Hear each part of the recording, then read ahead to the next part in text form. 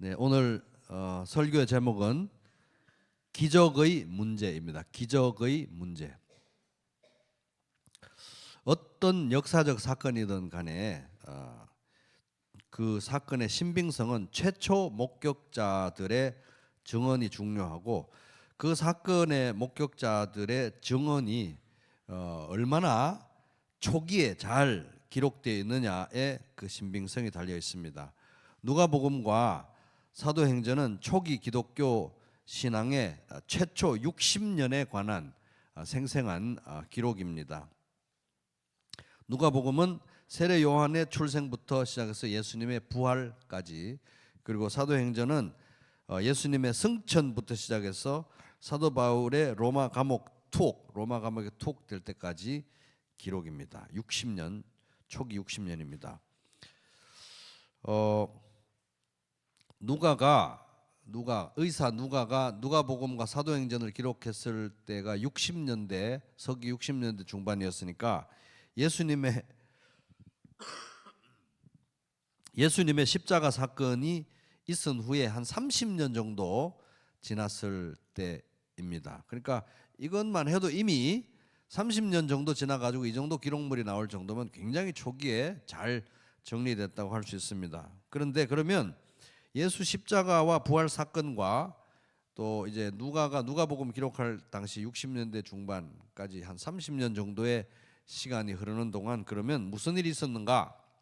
사도행전 2장 42절, 그들은 사도들의 가르침에 몰두하며 서로 사귀는 일과 빵을 떼는 일과 기도에 힘썼다. 그래서 예수 믿는 사람들이 교회를 이루고 또 박해와 여러 가지 환난 속에서도 부지런히 예배드리고 모여서 교제하고, 그리고 특별히 그 예수님과 함께 동행했고 예수님의 십자가와 부활을 목격했던 그 사도들의 가르침을 부지런히 배우고 익히고 전수했습니다. 그 당시에는 뭐 이 비디오 찍거나 무슨 뭐 인쇄술이 발달하지 않았기 때문에 이런 사도들의 중요한 가르침, 사도들의 그 생생한 그 목격자, 예수의 목격자로서의 증언이나 또 그 가르침은 대부분 입에서 입으로 전수됐어요. 입에서 입으로 전수됐습니다. 뭐 비디오나 뭐 책이나 이런 출판이나 이런 게 아니라. 그러면 이제 우리가 생각할 때 입에서 입으로 전수됐으니까 굉장히 정확도가 좀 떨어지는 거 아닙니까?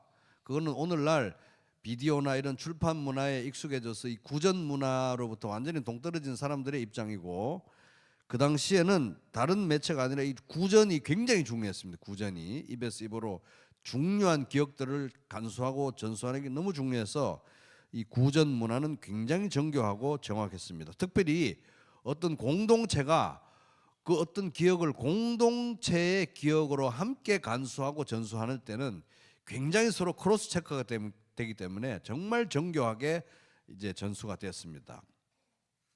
마치 우리가 오늘날도 성경을 암송해 보면 처음에 할 때는 한 절 암송하는 것도 힘든데 자꾸 하다 보면 여러 절 암송할 수 있는 것처럼 그 당시에는 굉장히 그런 구전 문화가 정교하고 확실했습니다. 정확했습니다.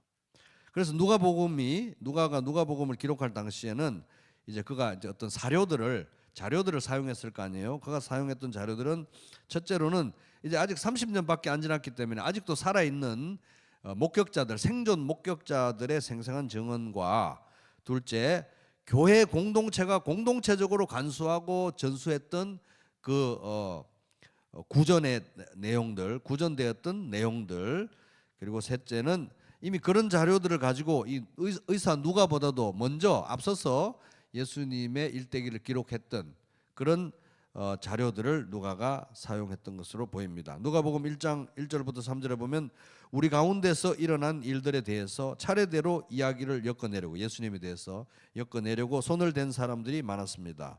그들은 이것을 처음부터 말씀의 목격자요 전파자 된 이들이 우리에게 전하여 준 대로 엮어냈습니다. 목격자들의 진술이 엄청 중요했다는 거예요. 예수님에 관한 기록에 대해서. 그런데 존귀하신 데오빌로는 그 당시에 이제 굉장히 유력한 사람이었는데, 누가복음과 사도행전을 헌정한 사람, 바친 사람이에요. 그런데 존귀하신 데오빌로님, 나도 모든 것을 시초부터 정확하게 조사해 보았으므로, 누가도 지금 이제 기록에 착수하기 위해서 면밀하게 모든 자료를 다 수집하고 검토하고 선별해서 이제 썼다는 겁니다. 나도 모든 것을 시초부터 정확하게 조사해 보았으므로 각하께 그것을 순서대로 써드리는 것이 좋겠다고 생각했습니다. 그래서 누가복음의 기록 목적은 같이 보겠습니다. 누가복음 1장 4절 중요하니까 같이 읽어보겠습니다. 시작. 이는 각하가 알고 있는 바를 더 확실하게 하려 함이로다. 그래서 누가복음 기록한 목적은 복음의 확실성을 가르치기 위해서, 복음의 확실성을 증거하기 위해서, 데오빌로가 이미 믿고 있는 이 복음이 얼마나, 예수 복음이 얼마나 확실한가, 그래서 데오빌로에게 전해주기 위해서, 데오빌로뿐만 아니라 이후에 누가복음을 읽게 될 모든 사람, 오늘날 우리에게도 이 복음이 얼마나 확실한지 가르쳐주기 위해서 누가복음이 기록되었습니다.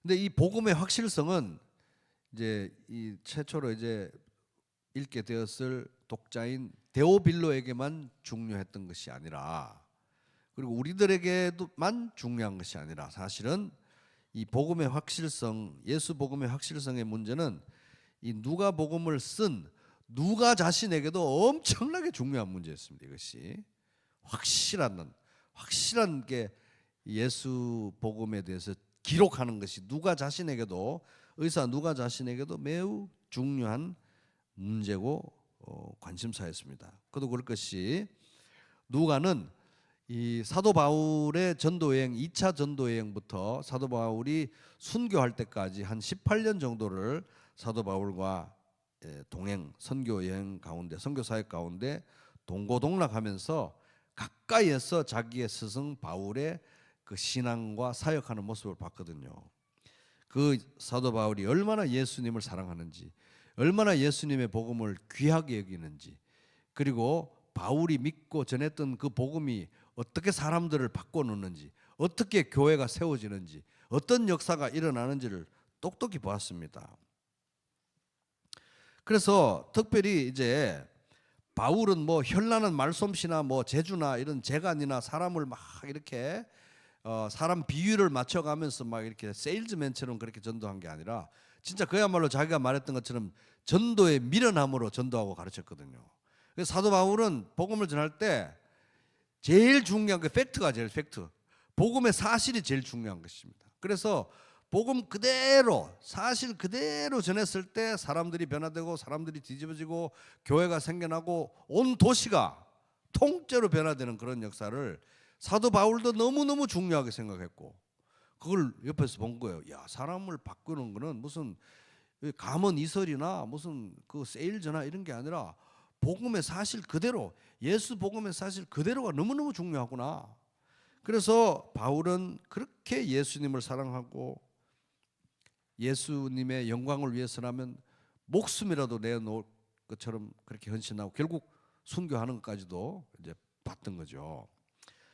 누가 자신도 그렇게 바울을 따라다니다가 예수 믿고 예수를 사랑하고 예수를 위해서는 무엇이든 하겠다는 그런 예수 제자가 되었습니다. 누가 같은 경우는 예수님을 얼굴로 직접 못 봤죠. 우리도 예수님 얼굴로 못 봤지 않습니까?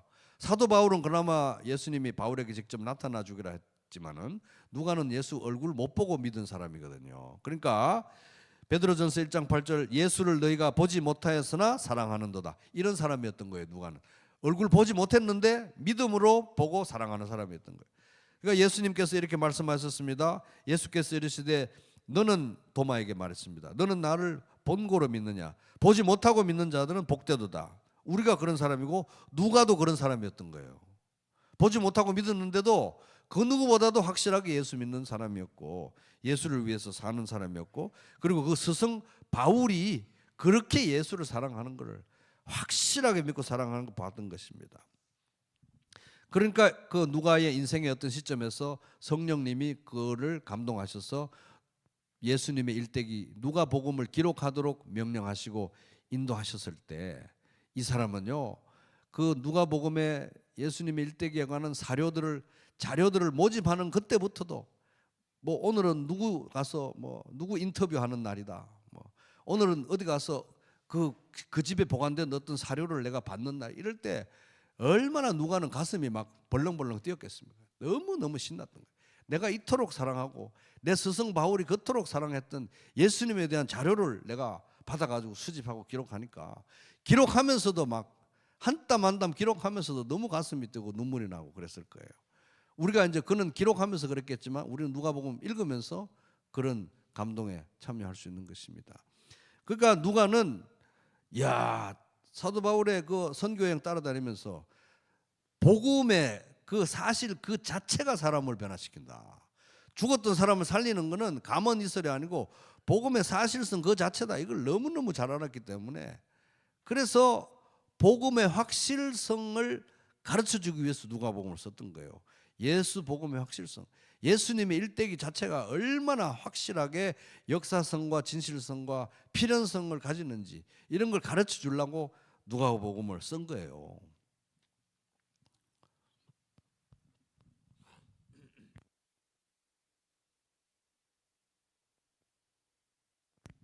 그래서 누가복음에서 예수님에 관한 것들을 기록할 때 어디 기퉁에서 어디 뭐 아무도 못 보는 데서 은밀하게 벌어진 일처럼 그렇게 기록하는 게 아니라 그 당시 다른 역사적인 사건들과 다 연관을 지어가지고 촘촘하게 다 엮어서 얼마나 이게 역사적 사실인가를 그렇게 당당하게 기록했습니다. 그래서 예를 들어서 세례 요한에게 하나님의 말씀이 임했던 그 시대적 상황을 이런 식으로 시작합니다. 디베료 황제가 다스린 지 15년 되던 해 로마 황제 곧 본디오 빌라도가 유대 총독으로 헤로시 갈릴리 분봉왕으로 헤롯의 동생 빌립은 이두레와 드라고니 지방의 분봉왕으로 루사니아가 아벨레네 지방의 분봉왕으로 안나스와 가야바가 대제사장으로 있을 때에 하나님의 말씀이 광야에 있는 사가랴의 아들 요한에게 내렸습니다. 누가복음 3장 1절에서 2절. 이런 식으로 역사성이 굉장히 중요했던 거예요. 사실성이. 그 당시 다른 일들하고 다 이렇게 엮여 있다는 걸 확실하게 보여주고 싶었던 것입니다. 그래서 이것이 누가복음의 기록 목적입니다. 그러니까 복음의 확실성, 예수 복음의 확실성을 증거하는 게 누가복음의 기록 목적인데 그것이 기록 목적이라고 누가복음 1장 1절부터 4절에 딱 쓰고 난 다음에 서론을 쓰고 난 다음에 복음의 확실성, 예수 복음의 확실성을 변증하기 위해서 누가복음 서론 바로 다음에 여러분 같았으면 어떤 사건을 썼을 것 같아요? 사료들을 많이 모았는데 내가 뭘 제일 앞에 모두에 쓸까? 이 시작에 뭘 쓸까? 누가복음 1장 5절입니다. 같이 읽어보겠습니다. 시작. 유대왕 헤롯 때에 아비야 반열에 제사장 한 사람이 있었으니 이름은 사가랴요 그의 아내는 아론의 자손이니 이름은 엘리사벳이라. 여기 사가랴 엘리사벳은 세례 요한의 부모님의 이름인 그 유명한 세례 요한의 부모님의 이름인 것입니다. 복음의 확실성, 예수 복음의 확실성을 변증하기 위해서 쓴 누가복음에서 이 누가는 서론을 딱 끝나고 나서 제일 먼저 그리고 다른 어떤 복음서보다도 상세하게 세례 요한의 탄생에 대해서 기록을 하는 거예요. 그만큼 누가가 생각할 때 세례 요한의 탄생은 예수 복음의 확실성을 증거하는 중요한 사건이기 때문에 이 모두에 딱 여기다 기록하는 것입니다. 상세하게. 그러면 우리도 한번 생각해 볼 수 있죠. 세례 요한이 예수 복음의 확실성을 증거하는데 뭐가 그렇게 중요한 인물인가? 우리가 생각해 보면은 구약 성경의 마지막 그 선지자가 누굽니까? 말라기죠. 말라기 선지자가 구약 성경에 활동하고 난 다음에 400년 동안 이스라엘에 공식적인 선지자가 없었어요. 하나님 말씀이 없었습니다. 침묵기가 있었습니다. 그러고 난 다음에 400년의 침묵을 깨고 이스라엘에서 하나님께서 보내신 선지자가 나타나는데 그 이름이 바로 세례 요한인 거예요. 400년 침묵 다음에 세례 요한이 선지자로 부름받아서 하나님의 말씀을 특별히 회개의 세례를 선포했습니다. 어마어마한 반향이 유대 사회에 일어났습니다. 많은 사람들이 세례 요한이 하나님께서 400년 만에 보낸 선지자라는 것을 알고 믿었기 때문에 전부 나와가지고 회개의 세례를 전파하니까 전부 요단강에 나와서 세례 요한이 베푸는 세례를 다 받은 거예요. 마가복음 1장 4절에서 5절, 세례 요한이 광야에 이르러 죄 사함을 받게 하는 회개의 세례를 전파하니 온 유대 지방과 예루살렘 사람이 다 나아가서 자기 죄를 자복하고 요단강에서 그에게 세례를 받다. 그러니까 이 세례 요한이 세례를 베풀고 많은 사람들이 세례 요한의 메시지를 듣고 세례받은 이 사건은 그 당대의 유대 사람이면 모르는 사람이 없는 거예요. 어마어마한 사건이었기 때문에. 그래서 얼마나 이 반응이 뜨거웠는지 어떤 사람들은 이분이 혹시 메시아 아니야? 이 정도로 생각할 정도로 반응이 뜨거웠습니다. 근데 이 세례 요한이 왜 예수 복음의 확실성을 증거하는데 굉장히 객관적이고 중요한 신빙성 있는 증거가 되느냐 하면은, 이제 그 예수님을 가장 싫어하고 예수님을 가장 극렬히 반박하고 이렇게 배척했던 사람들이 그 유대 지도자들이었잖아요. 그죠? 제사장들하고 뭐 장로들, 그 유대 지도자들이, 종교 지도자들이 제일 싫어했어요, 예수님을. 그런데 이 유대 지도자들도, 유대 종교 지도자들도 반박을 못하고 무시를 못하고 부정을 할 수 없는 사람이 누구다? 세례 요한이었던 거예요. 왜? 온 국민이 이 사람이 하나님이 보내신 선지자라는 걸 다 알고 있었기 때문에 그렇습니다. 그래서 누가복음 20장 6절에 보면 만일 사람으로부터다. 세례 요한 그 뭐 자기 혼자 셀프로 선지자 된 사람 아니야? 이렇게 만약에 우리 종교 지도자들이 그렇게 말한다면 백성이 요한을 선지자로 인정하니 그들이 다 우리를 돌로 칠 것이다라고 말하는 부분이 나와요. 그러니까 유대 종교 지도자들도 다른 건 다 부정을 해도 세례 요한에 대해서는 함부로 말을 못하는 거예요. 누가 봐도 명백하게 하나님이 보낸 선지자였기 때문에. 그리고 이거 은밀하게 발생한 게 아니라 그 당시에 사람들이 다 봤던 거예요. 그죠? 근데 바로 이 세례 요한이, 심지어 예수님의 적인 그 유대 종교 지도자들도 그의 권위를 인정하는 이 세례 요한이 딱 예수님을 콕 집어가지고 이분이 바로 하나님이 보내신 메시아라고 증거를 한 거예요. 요한복음 1장 29절, 세상 죄를 지고 가는 하나님의 어린 양이로다, 이렇게 세례 요한이 증거를 합니다. 이분이 바로 그분이다. 그리고 요한복음 1장 34절, 내가 보고, 세례 요한이 보고 그가 하나님의 아들이심을 증언하였노라. 이분이 하나님의 아들이다. 세례 요한이 그렇게 증언을 해버리니까 굉장히 세례 요한은 뜨거운 감자예요. 아니다고 말하지도 못하고 이다고 말하지도 못하고. 그래서 세례 요한은 예수 복음의 객관성과 진실성과 역사성과 확실성을 증언하는데 굉장히 중요한 증인인 것입니다. 이렇게 중요한 인물이니 딱 누가복음의 서론을 딱 쓰고 난 다음에 바로 다음에 제일 먼저 세례 요한에 대해서 기록하는 게 당연한 일인지도 모르지요. 그래서 이제 우리는 그러면 이 누가가 세례 요한에 대해서 어떻게 기록했는가 딱 이제 읽어보면은 엄청난 확신과 기쁨으로 읽어질까요? 아니면 굉장히 당황스러운 내용이 나올까요? 당황스러운 내용이 나옵니다. 자, 누가복음 1장 11절 보세요. 누가복음 1장, 오늘 본문 속에 보면은 이제 주의 사자, 여기 라이온 사자가 아니고 사자, 에인절이 사자, 천사예요, 천사. 주의 천사가 그에게 세례 요한의 아버지 사가랴에게 나타나서 성전 향단 우편에 선지라. 사가랴가 보고 놀라며 무서워하니 천사가 그에게 이르되 사가랴여 무서워하지 말라. 너의 간구 기도함이 들린지라. 네 아내 엘리사벳이 너에게 아들을 낳아 주리니 그 이름을 요한이라 하라. 이런 얘기가 나오는 것이에요. 이 지금 복음의 진실성을 증거하기 위해서 너무너무 중대한 인물인데 그 세례 요한에 대해서 증거를 하면서 이런 내용이 나와요. 그 줄거리를 얘기하면 이렇습니다. 세례 요한은 예수님과 이제 친척 관계에 있고 예수님보다 6개월 먼저 임신된 사람이에요. 근데 그 부모 사가랴와 엘리사벳은 나이가 젊었다, 나이가 매우 많았다. 나이가 많은 거예요. 아브라함과 사라처럼 아기를 낳을 수 있는 없는 그런 연세 드신 분들이었던 거예요.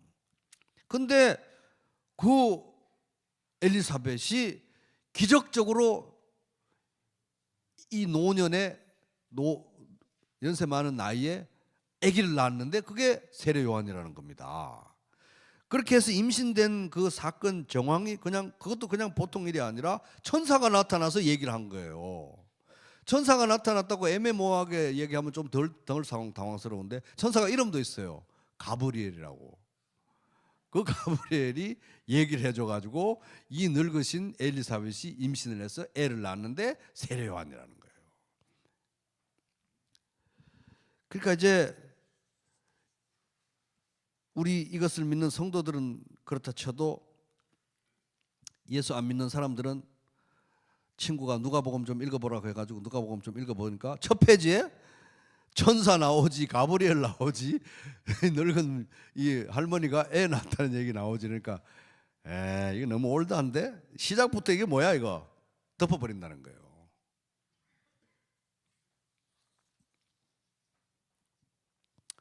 요즘 누가 천사니 기적이니 뭐 이런 거 누가 믿냐고 이런다는 것입니다.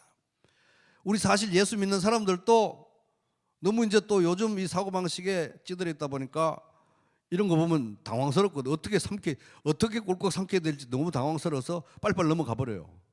그리고 이런 얘기를 잘 안 해요, 사실 우리가.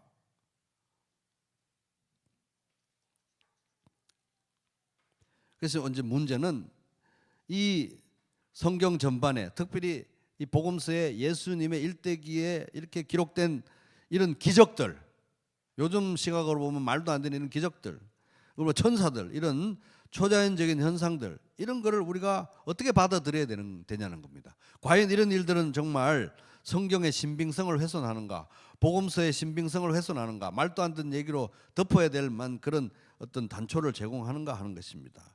아니면 뭐 우리 믿는 사람들도 이런 세부사항 디테일을 대충 덮어놓고, 당혹스러운 디테일 세부사항 덮어놓고 대충 전반적으로 좋은 게 좋다는 식으로 성경을 보면서 좋은 말씀, 뭐 보탬이 되는 말씀, 유익한 말씀, 교훈적으로 이렇게 받고 말아야 되는 것인가 하는 것입니다. 그러기에는 우리가 믿는 이 예수 믿는 이 신앙이 너무 역사성을 강조하는 내용이 너무나 많아요. 당장 봐도 그 사도신경에 봐도 전능하사 천지를 만드신 하나님 아버지를 내가 믿사오니 그 외아들 우리 주 예수 그리스도를 믿사오니 이분은 성령으로 잉태하사 동정녀 마리아에게 나셨다고 해서 여기 역사적인 사건이 바로 나오잖아요. 본디오 빌라도에 그냥 고난을 받는 게 아니라 역사적인 인물 본디오 빌라도에게 고난을 받아서 십자가에 못 박혀서 또 역사적 사실에 대해서 얘기하는 거예요. 죽은 자들 가운데서 사흘 만에 일어나시고, 장사한 지 사흘 만에 죽은 자들 가운데 살아나시고, 하늘에 오르사 전능하신 하나님 보좌 우편에 앉아 계신 것도 또 역사적 사건을 얘기해요. 저리로서 산자와 죽은 자를 심판하러 온다는 얘기가 전부 다 역사적 사실을 얘기하고, 역사적 사실이기 때문에 우리에게 구원이 있다고 믿는 게 우리 기독교 신앙의 핵심이기 때문에, 그런 거 뭐 기적이나 뭐 천사나 이런 거 다 덮어두고 아유 좋은 말씀, 유익한 말씀, 이렇게 교훈적으로 이렇게 받는 거는 이 참된 신앙이 아니라는 거예요. 그러니까 이건 이렇게 대충 넘어갈 수 있는 내용이 아니라는 겁니다. 당황스러운데 넘어갈 수 있는 내용이 아니라는 거예요. 그래서 오늘은 남은 시간은 이 성경에 나오는, 특별히 예수님과 관련해서 복음서에 나오는 이 많은 기적들과 이런 기적들에 대한 내용과 뭐 천사니 이런 거 초자연적인 내용들, 이 기적들에 대해서 우리가 어떻게 받아들일 것인가, 이걸 한번 짚어보겠습니다. 성경에 나오는 기적과 관련해서 우리가 꼭 짚고 넘어가야 될 중요한 몇 가지 사항을 짚어보겠습니다. 첫 번째는 과학의 문제입니다. 과학의 문제. 어떤 사람들은 천사나 뭐 성경에 나오는 천사나 무슨 뭐 기적이나 이런 얘기 하잖아요. 미라클, 기적 이런 얘기 하면은 그거 초자연적인 일들이고, 슈퍼내처럴, 초자연적인 일들이고, 그 과학적인 내용이 아니지 않습니까? 그런 지금 21세기에 그런 초자연적인 얘기, 비과학적인 얘기, 그런 거 하지 맙시다. 허구입니다. 그런 건 미안하지만 허구입니다. 이렇게 많이 말들 합니다. 그러나 그 얘기가 너무나 앞뒤가 안 맞는 얘기예요. 왜냐하면은 초자연적이다 이 말이 뭡니까? 기적이다, 천사다, 초자연적이라는 거잖아요. 슈퍼내처럴, 초자연적이다. 자연적인 걸 넘어간다는 얘기거든요. 그러니까 자연적인 현상의 범주를 넘어간다는 얘기인데, 과학이라고 하는 것은 오늘날 사람들이 너무나 의지하고 숭배하는 과학이라는 것은 초자연을 다루는 게 아니라 자연을 다루는 거예요. 자연적인 현상을 실험하고 검증하고 가설을 세워가지고 증명해내는 게 과학인데, 그게 과학의 범주인데, 과학의 범주를 넘어가는 초자연에 대해서 과학이 아니다, 이다 증명할 수가 없다는 것입니다. 과학의 범주를 넘어서는 일이기 때문에 비과학적이라서 성경에 나오는 초자연적인 현상이나 기적이나 천사 이런 것들이 말이 안 된다고 말하는 것 자체가 비과학적인 얘기라는 것입니다. 둘째, 우리가 기적의 문제에 대해서 짚어야 될 문제, 자연 법칙의 문제. 자연 법칙의 문제. 어떤 사람들은 기적이나 천사나 이런 초자연적인 현상들에 대해서 성경에 대해서 읽으면 말하면 이렇게 말합니다. 그거 우리가 일상적으로 경험하는, 일반적으로 우리가 경험하는 자연 법칙에 어긋나는 거 아닙니까? 해가 동에서 뜨고 서해 지고 뭐 구름이 끼면 비가 오고 이런 자연 법칙에 어긋나는 그런 얘기는 하지 맙시다.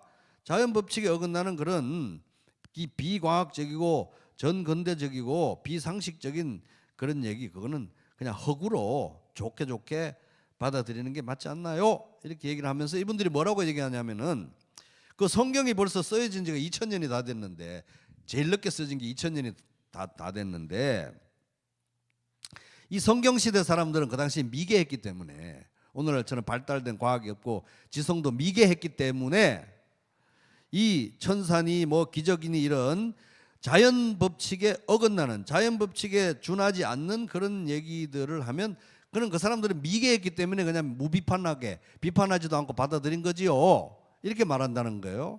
근데 그런 얘기는 그 자체가 정말 근거 없는 주장이고, 이 성경 시대 사람들을 무시하는 얘기예요. 실제로 오늘날 뭐 법은 로마 법에서 내려왔죠. 철학과 과학과 수학과 이런 모든 것들이 이미 그 예수님 오시기 훨씬 전에 헬라 문화에서부터 내려온 그 영향력을 아직도 그대로 받고 있는데, 예를 들어서 그때 사람들이 그렇게 바보가 아닌 것이, 오늘 말씀 누가복음 1장 18절, 누가복음 1장 18절 같이 읽어보겠습니다. 시작. 사가랴가 천사에게 이르되 내가 이것을 어떻게 알리요? 내가 늙고 아내도 나이가 많으니이다. 사가랴가 바보가 아니었다는 거예요. 늙은 여인이 애 낳을 수 없다는 거 사가랴도 다 알았다는 것입니다. 우리가 소위 자연의 법칙이라고 말하는 이런 거 이 사람들도 상식으로 다 알고 있었던 거예요. 그때는 미개해서 천사가 이제 애 낳는단다 이러면 예 이러는 사람들이 아니었다는 거다. 그 당시 사람들도 굉장히 똑똑한 사람들이었다는 것입니다. 그리고 사람들이 그 뭐 기적이나 천사나 이런 거 얘기하면은 그거 자연 법칙에 어긋나는 거, 해가 동에서 뜨고 서해서 자연 법칙에 어긋나는 거 아닙니까? 이렇게 말하는데, 그 말 자체는 자기들이 무의식 중에 전제하고 있는 어떤 전제가 있는데, 그 전제가 뭐냐 하면은, 마치 이 세상에 이 우리가 알고 믿는 하나님이 개입하지 않는, 하나님과 별개로 동떨어져서 하나님과 독립적으로 알아서 자동적으로 하나님과 무관하게 돌아가는 진짜 그런 자연의 법칙이 있다고 전제를 하는 거예요. 하나님과 무관하게 돌아가는 자연 법칙이 있다고 전제를 하고, 그거 자연의 법칙이 어긋나는 거 아닌가요? 이렇게 얘기하는 것입니다. 그런데 그것은 하나님을 인정하지 않는 세계관에서 나온 그런 생각이죠. 우리는 성경에서 하나님이 어떤 분이라는 걸 잘 믿고 있습니다. 잘 알고 있습니다. 하이델베르크 오늘 주보에 제가 적어놓은 거, 거기 보면 가운데 하이델베르크 요리문답 제27문, 하나님의 섭리란 무엇입니까? 섭리란 하나님의 전능하고 언제 어디서나 미치는 능력으로 하나님께서 마치 자신의 손으로 하듯이 하늘과 땅의 모든 피조물을 여전히 보존하고 다스리는 것입니다. 그리하여 잎새와 풀, 비와 가뭄, 풍년과 흉년, 먹을 것과 마실 것, 건강과 질병, 부와 가난, 심지어 참새 한 마리가 땅에 떨어지는 것도 이 모든 것이 우연이 아니고 아버지와 같은 하나님의 손길로 우리에게 임합니다. 하나님이 창조하지 않은 게 하나도 없고 하나님이 지배하고 통치하고 붙들고 있지 않는 그런 혼자서 알아서 돌아가는 자연 법칙이라는 건 없다는 거예요. 하나님의 섭리에서 벗어나는 건 없다는 것입니다. 그래서 우르시누스가 이 하이델베르크 요리 문답을 쓴 우르시누스가 이 섭리에 대해서 이렇게 잘 요약합니다. 거기 주보에 있습니다. 하나님의 창조의 능력이 없었다면 아무것도 존재할 수가 없었던 것처럼 하나님이 창조하지 않은 게 이 세상에 하나도 없다는 거예요. 그런 것처럼 하나님의 다스리시며 보존하시는 역사가 없이는 아무것도 한순간도 존재할 수 없다. 그냥 알아서 돌아가는 자연법칙 그런 거 없다는 거예요. 다 하나님이 지금 통치하고 계시고 붙들고 계시기 때문에 그게 그렇게 되는 것입니다. 그런 의미에서 기적은 그냥 알아서 돌아가는 자연법칙에 하나님이 가끔 가다가 이렇게 개입하는 게 기적이 아니고 이런 하나님의 섭리를 염두에 두고 생각하면 하나님이 모든 것을 일정하게 지배하고 통치하고 다스리고 붙들고 계시는데 통상적으로 일상적으로 늘 흔한 방식이 아닌 드물게 가끔 가다가 평소와 다른 방식으로 하나님이 역사하시는 현상이 기적이라고 말할 수 있는 거예요. 왜? 모든 경우에 다 하나님이 섭리하시고 역사하시기 때문에 그렇습니다. 그래서 우리가 하나님의 섭리를 믿는다면은 자연 법칙에 어긋난다 이렇게 말할 수가 없는 것입니다. 그래서 두 가지 세계관이 충돌이 있는 거죠. 하나님을 전능하신 하나님, 섭리하시는 하나님을 믿는 세계관, 그 하나님을 부정하는 세계관에 충돌이 있을 뿐입니다. 셋째, 기적에 관해서 우리가 짚어야 될 문제, 하나님의 존재의 문제입니다. 하나님의 존재의 문제. 우리 사도신경에도 전능하사 천지를 만드신 하나님 아버지를 내가 믿사오며, 그죠? 천지 만물을 창조하시고 운행하시는 하나님을 우리는 믿는 것입니다. 하나님을 다 이해하고 논리적으로 분석해서 과학적으로 증명해서 믿는 게 아니라 믿으니까 눈이 열려서 하나님에 대해서 알게 되는 거예요. 우리가 다 논리적으로 계산해서 학문적으로 연구해서 증명해서 믿을 수 있는 신이라면 신이 아니죠. 이미 우리는 눈이, 마음이, 생각이 오염되어 있기 때문에 하나님이 주시는 믿음으로 믿어야 눈이 열리고 하나님에 관한 세계를 볼 수 있는 것입니다. 그래서 이 믿지 못하는 사라에게, 그러니까 아브라함과 그의 아내 사라에게 내년에 아기가 생길 것이다 하니까 사라가 웃었잖아요. 아유, 주책이시죠. 이렇게 웃었는데 그 웃으니까 창세기 18장 14절에 하나님께서 이렇게 말씀하십니다. 여호와께 능하지 못한 일이 어디 있겠느냐. 전능하신 하나님 우리가 믿는다면 그 하나님에게 할 수 없는 일이 없다는 것도 자연스럽게 우리는 알 수 있는 것이, 왜? 믿기 때문에 알게 되는 거예요. 아, 이 하나님에게는 못하는 일이 없으시구나. 그래서 믿으면 하나님의 전능하심에 대해서 알게 된다는 것입니다. 그래서 성경에서는 믿음으로 모든 세계가 하나님의 말씀으로 지어진 줄을 우리가 아나니 보이는 것은 나타난 것으로 말미암아 된 것이 아니니라. 히브리서 11장 3절. 그러므로 기적이나 천사나 이런 초자연적인 현상들은 그게 뭐 물이 포도주를 변한 것이 과학적으로 설명이 되네 안 되네, 자연 법칙에 맞네 안 맞네, 풍랑을 멈춘 것이 과학적으로 맞네 안 맞네, 자연 법칙으로 설명이 되네, 이런 문제가 아니고 근원적으로 전능하사 천지를 만드신 하나님 아버지를 내가 믿느냐 안 믿느냐의 문제인 거예요. 하나님의 존재를 믿느냐 안 믿느냐의 문제지, 그게 뭐 이게 과학적으로 설명이 되네 안 되네, 법칙에 맞네 안 맞네의 문제가 아니라는 것입니다. 자, 넷째, 기적에 관해서 우리가 짚어야 될 문제는 기적의 목적의 문제인 것입니다. 목적. 기적이 왜 일어나? 성경에 나타난 기록되어 있는 기적들이 왜 일어났냐? 하나님께서 왜 그런 기적들을 일으키셨느냐? 목적의 문제입니다. 성경에 보면은 이 기적을 가리키는 가장 대표적인 표현들이 중요한 게 몇 개 있는데 그 중에 두 개가 짝을 이루어서 다녀요. 쌍을 이루어서 다니는데 그게 표적과 기사입니다. 따라해볼게요. 표적과 기사.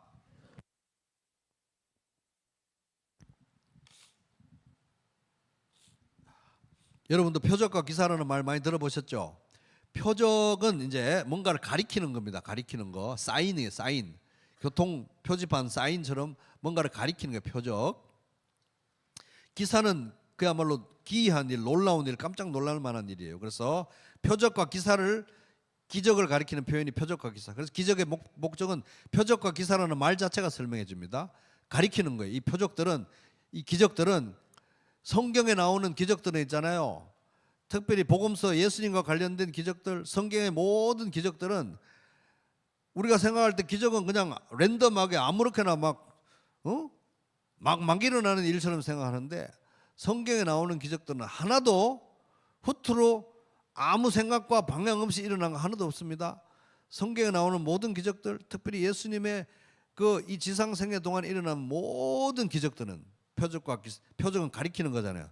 전부 다 뭔가를 희한하게 그 나침판이 어디를 가리키듯이 자석을 갖다 놓으면 쇳가루가 착 정렬되듯이 전부 다 한쪽을 가리키고 있는데 예수님을 가리키고 있는 거예요. 다 이 표적들이 그냥 대충 일어난 게 아니라 하나님께서 정확한 목적과 방향을 가지고 예수 그리스도를 딱 가리키는 방향으로만 표적들이 다 일어났어요. 그렇게 사인이, 표적이 예수를 가리키는 방향으로 일어나고, 그런 놀라운 일들이 그렇게 질서정연하게 목적성을 가지고 일관되게 일어난 걸 보니까 기사, 완더, 놀랍잖아요. 그래서 우리는 놀라서 하나님을 예배하고 두려워하게 된다. 그 두 가지 목적이 있습니다. 가리키고 예배하게 만드는 기적과 표적과 기사라는 것입니다.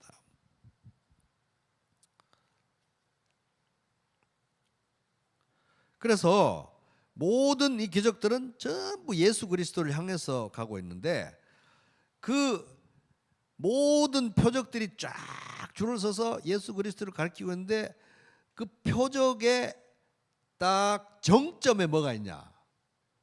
부활이 있다는 게, 부활. 모든 표적들의 하이라이트, 최종 하이라이트, 정점에 부활이 있다는 것입니다. 예수님께서 이렇게 말씀하셨습니다. 누가복음 24장 25절 이르시되 미련하고 선지자들이 말한 모든 것을 마음에 더디 믿는 자들이여, 그리스도가 이런 고난을 받고 자기의 영광에 들어가야 할 것이 아니냐 하시고, 이에 모세와 모든 선지자의 글로 시작하여 모든 성경에 쓴 바 자기에 관한 것을 자세히 설명하시니라. 예수님이 고난을 받고 부활하고 성전해야 될 게 성경에 필연적으로 게시되어 있고 기록된 거 아니냐, 다 이쪽 방향으로 지금 가리키고 있는 게 아니냐, 말씀과 기적과 표적 이런 거 다 방향이 정해져 있었지 않느냐, 정점에 부활이 있다. 성경에 나오는 기적들은, 표적과 기사들은 대충 여기저기 아무런 생각 없이 일어난 게 아니라 하나님의 분명한 뜻과 방향과 구속사의 목적을 향해서 가리키고 있는, 묘하게 다 이상하게 딱 전부 다 그쪽을 향해서 보고 있는 거예요. 그런 면에서 볼 때 우리가 성경에 나오는 기적들, 특별히 복음서에 나오는 기적들을 볼 때, 이 예를 들어서 누가복음이라는 복음서를 볼 때, 누가복음이라는 복음서를 쓴 이유, 그리고 그 기록된 모든 내용들이 그려주고 있는 예수, 이 복음서를 통해서 그려주고 있는 예수라는 분은 하나님의 아들이고 사람이시면서 동시에 하나님이시고, 우리를 위해 십자가에 죽으시고 3일 만에 부활하셔서 우리 모든 죄를 다 씻기시고 우리를 구원하시고 하나님 백성 만드시는 영원하신 하나님, 우리의 예배를 받으시는 하나님, 성자 하나님이라는 것을 누가복음이 가리키고 있는데, 그런 분위기 위해서는 부활과 성육신과 동정녀 탄생과 이 모든 것들이 하나도 빠짐없이 너무 촘촘하게 다 필요한 거예요.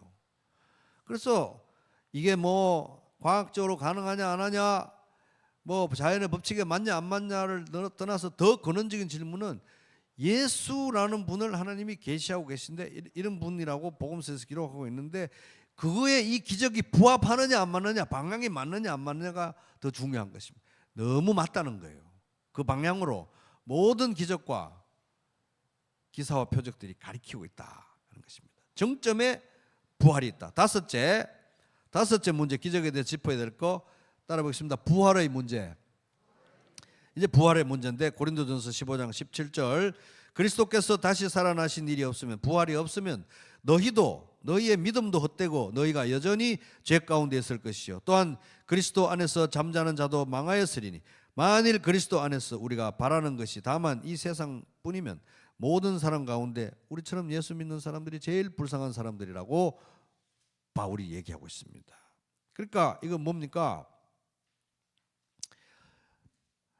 예수 그리스도를 가리키기 위해서 구약 시대 때부터 계속해서 한 방향으로 일어났던 이 모든 기적의 정점에, 이걸 만약 책이라고 한다면 책 표지에 부활이 있다는 거예요.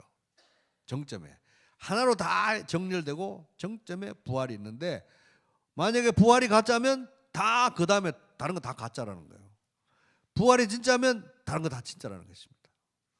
그렇게 심플해요. 성경에 나오는 기적들은 그렇게 아주 질서정연하게 한 방향으로 가리키고 있고, 부활이 가짜면 다 거짓말이고 부활이 진짜면 다 진짜다.